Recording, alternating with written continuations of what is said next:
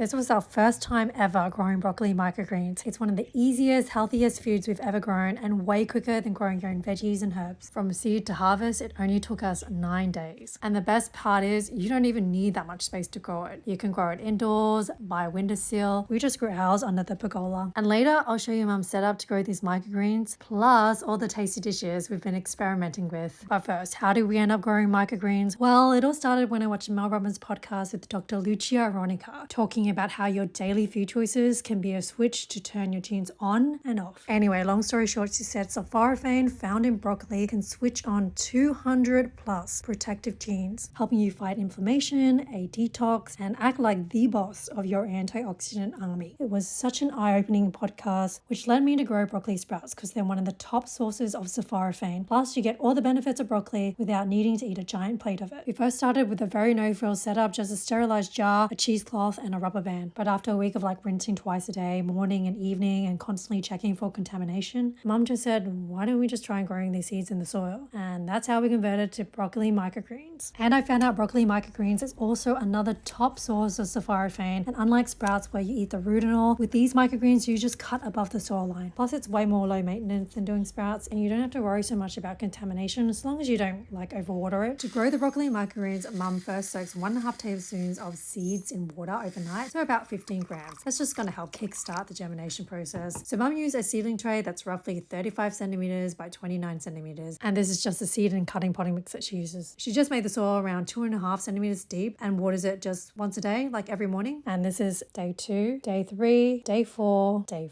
5, day 6, day 7, day 8, and finally day 9, harvest time. Check out those root systems. And this is just 1.5 tablespoons. You could probably fill that tray even more with 2.5 tablespoons. But 1.5 tablespoons of seeds, that's enough for us. We like to cut and eat while we go instead of harvesting it all at once. That way it stays as fresh as possible. And when we're done harvesting all the microgreens, Mum just tips the remaining soil into the veggie pots. We do broccoli microgreens like a salad. They're so versatile. You can have it in your burgers like I did here in a fish burger. They also went really well with our prawn pasta salad. We were really curious to see if they would work with all the Asian dishes we had in the past month or two. It actually turned out way better than I expected. It has a very mild, subtle taste. It doesn't taste like mature broccoli. They just add a gentle crunch and texture to Mum's vegan rice paper rolls and the vegan duck bao that we had. We also had Korean barbecue leftovers and added them into the wraps. And then finally we added them to Mum's vermicelli bowl with fried prawn wontons and prawn crackers. It was so good, and it just made all these dishes feel like a healthier Asian fusion version of the originals. So yeah, broccoli microgreens are definitely a keeper for us, and a small serving packs way more sulforaphane than a mature broccoli, which I probably wasn't getting enough of.